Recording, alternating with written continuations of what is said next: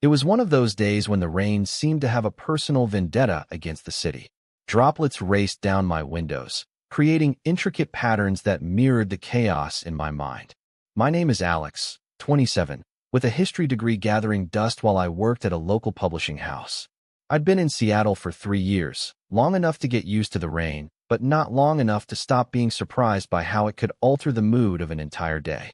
Love and relationships had become something of a foreign concept to me in recent months. After my last relationship ended, a 2-year investment that yielded nothing but trust issues and a collection of borrowed books I'd never return, I had settled into a comfortable solitude. Not loneliness, I tell myself, just the peace of being answerable to no one but myself.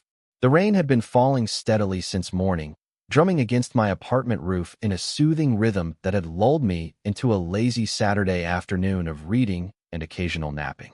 I wasn't expecting anyone. My friends knew better than to drop by unannounced, especially on rainy days when I transformed into something of a hermit, wrapped in my favorite oversized sweater with a cup of tea perpetually within reach. So when the doorbell rang at precisely 4:17 p.m., I remember checking my watch in surprise. It felt like an intrusion from another world. I debated ignoring it. The book in my hands was just getting to the good part, and my tea was at that perfect temperature where it wouldn't burn my tongue, but was still hot enough to warm my insides. But curiosity, that eternal disruptor of comfortable moments, got the better of me. I padded to the door, barefoot on the cool hardwood floors, peering through the peephole with the caution of someone who has watched too many true crime documentaries. What I saw made me step back in surprise before opening the door with more haste than I'd intended. There stood Jamie, 29, with the kind of smile that always seemed to hint at a secret joke. We'd met at a mutual friend's dinner party 3 weeks ago, exchanged numbers, and shared exactly 2 coffee dates that left me both intrigued and wary. Jamie was a marine biologist with a passion for conservation that manifested in enthusiastic tangents about ocean acidification and coral bleaching, topics I knew nothing about, but found myself wanting to learn more, if only to see that spark of passion light up those eyes again. But now Jamie was standing at my door, completely drenched from the relentless downpour. Dark hair plastered to that forehead, raincoat glistening with droplets, and a smile that somehow outshone the gloominess of the day. Before I could ask the obvious question of what brought this unexpected visit, Jamie spoke, voice filled with a playful challenge. I was in the neighborhood and got caught in this apocalyptic rain. Any chance you'd dry me by hand? The request hung between us, absurd and intimate all at once. I felt my cheeks warm despite the cool air drifting in from outside. There was something in the way Jamie said it, part jest, part genuine plea, and part something else entirely, that made my heart perform a little stutter step. By hand, I echoed, trying to match the lightness in Jamie's tone while my mind raced with implications. As opposed to what? Putting you in a clothes dryer? Or maybe I should just get a hair dryer like a normal person? Jamie laughed, the sound bright against the backdrop of falling rain. Where's the fun in normal? Besides, I've heard you have particularly skilled hands. You mentioned being a former pianist. I had indeed mentioned that during our second coffee date, a childhood filled with reluctant piano lessons that eventually gave way to genuine appreciation. It surprised me that Jamie had remembered such a small detail. You remembered that, I said, unable to keep the note of pleasure from my voice. But I'm not sure how piano playing translates to towel drying. Dexterity is dexterity, Jamie replied with a wink. Are you going to leave me out here to become one with this rainstorm, or can I come in? I stepped aside, gesturing Jamie in with a dramatic sweep of my arm. Enter at your own risk. I can't promise 5-star towel service. As Jamie stepped into my apartment, I became acutely aware of the scattered books on my coffee table, the half-empty mug of tea, the general lived-in appearance that I hadn't bothered to tidy. But Jamie didn't seem to notice, instead standing somewhat awkwardly on my welcome mat, clearly trying not to drip water everywhere. Stay there, I instructed, hurrying to the bathroom to grab a couple of towels.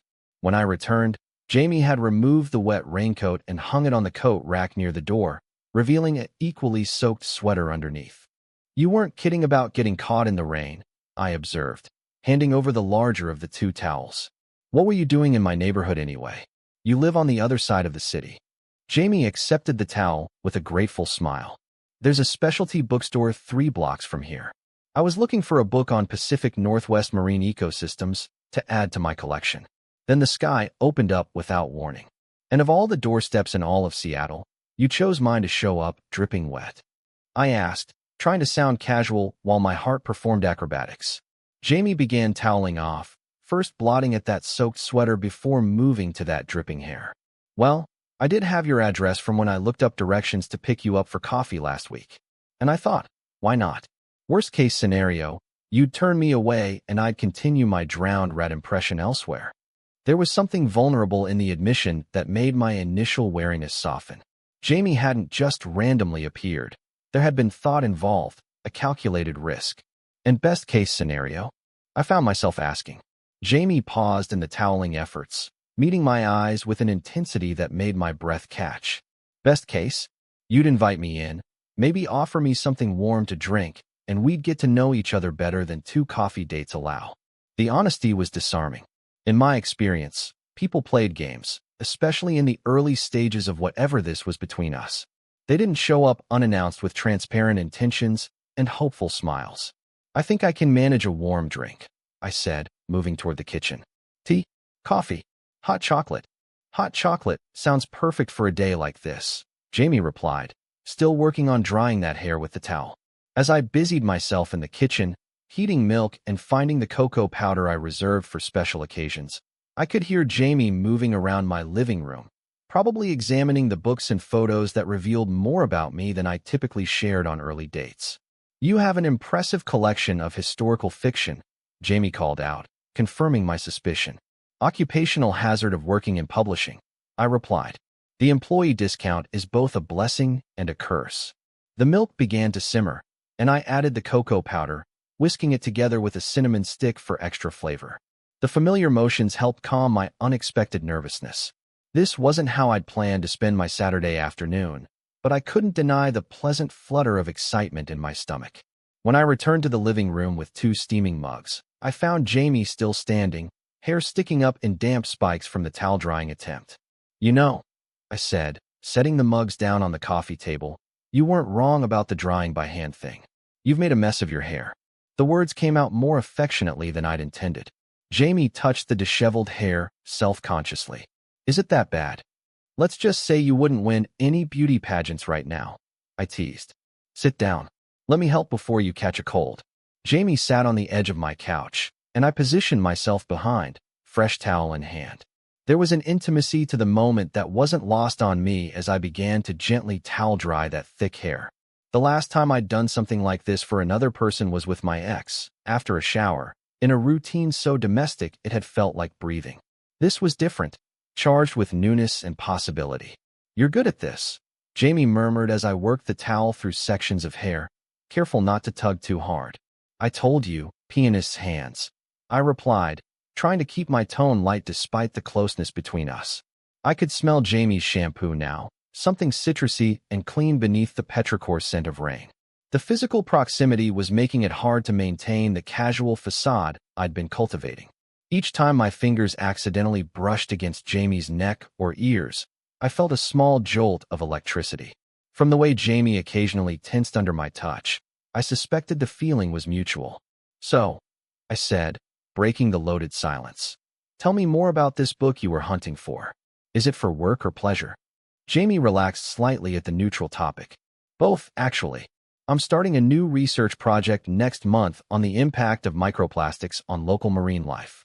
But I've always found that the older field guides have a certain charm to them. Illustrations rather than photographs. Observations that combine science with a kind of poetry you don't see in modern textbooks. As Jamie spoke, passion infusing every word, I continued my methodical drying, moving to the front sections of hair now, which brought me around to where I could see that animated expression. There was something captivating about someone who could speak with such enthusiasm about their interests. What about you? Jamie asked, eyes meeting mine as I worked. Do you love what you do? Or is publishing just a job? The question caught me off guard. Most people asked what books I worked on or if I could get them free copies, not whether I found fulfillment in my career. I love parts of it, I answered honestly. I love discovering new voices, helping shape a manuscript into something better than it was. There's a magic in being one of the first people to read something that might someday move others. I paused, considering. But there are parts that are just a job, the meetings, the marketing plans, the sales projections. Jamie nodded, understanding in those eyes. That's how most passions work, I think. The transcendent moments make the mundane ones worthwhile. The hair was mostly dry now, but I found myself reluctant to stop, to break this bubble of intimacy we'd created. Instead, I set the towel aside and, in a moment of boldness, ran my fingers through Jamie's hair to smooth it down. There, I said softly. Much better. Jamie reached up, catching my hand before I could pull it away entirely. Thank you. The touch sent warmth spiraling through me. We stayed like that for a heartbeat too long to be casual, my hand in Jamie's. Our eyes locked in a silent conversation neither of us seemed ready to translate into words. The moment broke when Jamie finally released my hand and reached for the hot chocolate I'd nearly forgotten about. This smells amazing. I settled onto the couch beside Jamie, creating a respectable distance between us as we both sipped our drinks. The chocolate was rich and warming, the perfect antidote to the chilly dampness that still clung to the air. So, Jamie said after a comfortable silence, I've been wondering something since we met. That sounds ominous, I replied, raising an eyebrow. Jamie laughed. Nothing sinister, I promise. I've just been curious about why someone as interesting as you seemed so guarded during our coffee dates. The directness of the question made me pause mid-sip. I wasn't used to such straightforward inquiries, especially not from someone I was still getting to know. That's quite an assumption, I said, stalling. Maybe I'm just naturally reserved. Jamie gave me a look that clearly communicated disbelief. Maybe. Or maybe there's a story there. I sighed, setting my mug down. If Jamie was being honest with me, perhaps I could offer the same courtesy. The short version is that my last relationship ended badly. Not dramatically bad. No screaming matches or betrayals worthy of a soap opera, but the kind of bad that sneaks up on you. The quiet kind of heartbreak, Jamie suggested. Exactly. We were together for 2 years, living together for 1. I thought we were building something meaningful, but it turns out we were constructing entirely different things. One day I was talking about our future, and the look on their face told me everything I needed to know. They weren't seeing the same future I was. Jamie nodded, understanding evident in that expression. So you protect yourself now, wouldn't you? I challenged gently. I have, Jamie admitted. My last serious relationship was with someone who loved the idea of dating a marine biologist more than they loved me. They were enamored with the romantic notion of my work, but had zero interest in the reality. The long hours, the research papers, the days spent smelling like fish and seawater. I couldn't help but laugh at the image. Not exactly the glamorous life National Geographic documentaries promise. Not even close, Jamie agreed with a grin. But it taught me something important. I need someone who wants to know the real me, not just the highlight reel. The conversation flowed easily after that, our defenses lowering with each shared story and discovered commonality. We talked about our families, Jamie's close-knit clan of 4 siblings versus my smaller family of just my parents and a cousin I was close to. We debated books and movies, finding we had surprisingly similar tastes despite our different backgrounds. We laughed about disastrous past dates and shared embarrassing stories that wouldn't normally surface until much later in a relationship. Outside, the rain continued its steady rhythm, but inside my apartment, something was shifting, a warmth building that had nothing to do with the hot chocolate we'd long since finished. It wasn't until Jamie mentioned the time that I realized we'd been talking for hours. The gray afternoon had given way to evening, the rain now a gentle patter rather than the downpour that had brought Jamie to my door. I should probably head out, Jamie said, though the reluctance in that voice was unmistakable. I've completely hijacked your Saturday. I don't mind, I replied, surprised to find I meant it completely. This was better than my original plan of reading until I fell asleep on the couch. Jamie smiled, standing up and stretching slightly. Still, I should get going before the buses stop running. You could stay, I blurted out, then immediately felt heat rush to my face. For dinner, I mean. I was going to make pasta. Nothing fancy, but there's plenty for 2. The invitation hung between us, weighted with possibility. Jamie studied my face, as if searching for signs of reluctance or obligation. Are you sure? I don't want to impose. I'm sure, I said, more confidently this time. Besides, Your clothes are probably still damp. This gives them more time to dry. Jamie's smile widened. Well, when you put it that way, how can I refuse? Can I help with the cooking? We moved to the kitchen together, falling into an easy rhythm as we prepared a simple meal of pasta with a homemade sauce I'd learned from my mother. Jamie proved surprisingly adept with a knife, chopping vegetables with precision that spoke of practice. I thought scientists lived on takeout and coffee. I teased as Jamie expertly minced garlic. Common misconception, Jamie replied with a laugh. When you spend all day being meticulous in a lab, those skills translate to the kitchen.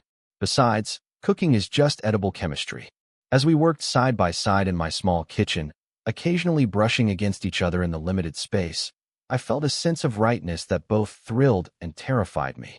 It was too soon to feel this comfortable with someone, too soon for the domestic ease that had settled between us. The meal came together beautifully, and we ate at my small dining table, the conversation continuing to flow as naturally as it had all afternoon. Jamie complimented my sauce recipe effusively, and I found myself sharing stories of Sunday dinners at my grandmother's house, where I'd first learned to cook. It was during dessert, just some ice cream I had in the freezer, that the mood shifted slightly. Jamie had been in the middle of a story about a research trip gone wrong when our eyes met across the table, and the words seemed to evaporate. There was a charge in the air that hadn't been there before, or perhaps it had been there all along, and we'd both been carefully ignoring it. Alex, Jamie said softly, my name sounding different somehow in that voice. I should tell you something. My heart stuttered. In my experience, nothing good ever followed that phrase. Okay, I said cautiously. I didn't just happen to be in your neighborhood today. I blinked, processing this admission. You didn't. Jamie shook his head, looking slightly embarrassed. I came here specifically to see you. The bookstore was real, but it wasn't the primary reason I was in this part of town. Oh, I said, unsure how to respond. Part of me was flattered, while another part, the cautious part that had been burned before, raised its defenses. I know that probably sounds a little intense, Jamie continued, especially after just 2 coffee dates. But there's something about you that I can't quite shake. I find myself thinking about our conversations at random moments. I wanted to see if that connection was real or if I'd imagined it. The honesty was disarming. In a world of carefully calculated text messages and strategic dating moves, this straightforward admission felt revolutionary. And I asked, my voice barely above a whisper, what's the verdict? Jamie's eyes met mine, unwavering. I definitely didn't imagine it. The moment stretched between us, taut with possibility. I could feel my heart racing, torn between the desire to lean into this unexpected connection and the instinct to protect myself from potential hurt. I'm scared, I admitted, the words escaping before I could reconsider them. Of me? Jamie asked, concern evident. Of this? I clarified, gesturing between us. Of how easy this feels. In my experience, when something seems this simple, there's usually a complication waiting around the corner. Jamie nodded, understanding in that expression. I get that. I have the same fears. But maybe, just maybe, sometimes things are simple because they're right. The words hung in the air between us, a challenge and a promise all at once. I found myself wanting to believe them, wanting to trust in the possibility that sometimes life delivers exactly what you need, even if it comes in the form of someone showing up at your door with wet hair on a rainy afternoon. I'm not asking for promises, Jamie continued when I remained silent. I'm just asking for a chance. For us to see where this goes without our past experiences dictating our future ones. Put that way, it seems so reasonable, so possible. I took a deep breath, feeling something shift inside me. Not a complete lowering of my defenses, but perhaps the creation of a door in the wall I'd built. I think I'd like that, I said finally, a small smile forming. But I have conditions. Jamie raised an eyebrow, intrigued. I'm listening. No more showing up unannounced, even if you're soaking wet and irresistibly charming, I said, trying to keep my tone light despite the seriousness underlying my words. I need some predictability. Fair enough, Jamie agreed readily. What else? Honesty, even when it's uncomfortable. I'd rather know where I stand than wonder. Jamie nodded solemnly. That's a two-way street, but I'm all for it. Anything else? I thought for a moment, then smiled. Yes. Next time, I get to visit your place. I'm curious to see the natural habitat of a marine biologist. Jamie laughed, the sound warming me from the inside out. Deal. Though I should warn you, there are a lot of specimens in jars. Some people find it creepy. I think I can handle it, I replied, feeling lighter than I had in months. Consider it my version of showing up unannounced with wet hair. Not quite the same level of vulnerability, Jamie pointed out with a grin. No, I agreed. But we all reveal ourselves in different ways. As the evening wound down and the time for Jamie to leave approached, I found myself reluctant to end this unexpected day. We lingered at the door, both finding small reasons to extend our time together. One more story, one more question, one more laugh. Finally, Jamie reached for the raincoat, now mostly dry from hanging all evening. I should really go? But thank you for today, for the towel service, the hot chocolate, the dinner, all of it. Thank you for showing up, I replied, meaning it more deeply than the simple words conveyed. There was a moment of hesitation, both of us clearly contemplating the appropriate goodbye for whatever this was between us. In the end, it was Jamie who made the decision, stepping forward to place a gentle kiss on my cheek. I'll call you tomorrow, Jamie promised, voice soft near my ear. I'll answer, I replied, a promise of my own. As I closed the door behind Jamie, I leaned against it, replaying the day in my mind. From the surprise of finding someone at my door with wet hair and a playful request, to the hours of conversation that had followed, something had shifted in my carefully constructed world. I wasn't ready to call it love, it was far too soon for that. But it was possibility, a door opening to something that might become beautiful if we were brave enough to nurture it. And for the first time in longer than I cared to admit, I found myself excited about what tomorrow might bring. Outside, the rain had finally stopped, leaving behind a freshly washed world and the promise of clear skies ahead. Sometimes, I thought as I moved through my apartment that still held echoes of Jamie's presence. The most unexpected beginnings lead to the most extraordinary journeys. And sometimes, all it takes is the courage to open the door when opportunity knocks, even if that opportunity is dripping wet and asking to be dried by hand. Total _char_count, 18,748.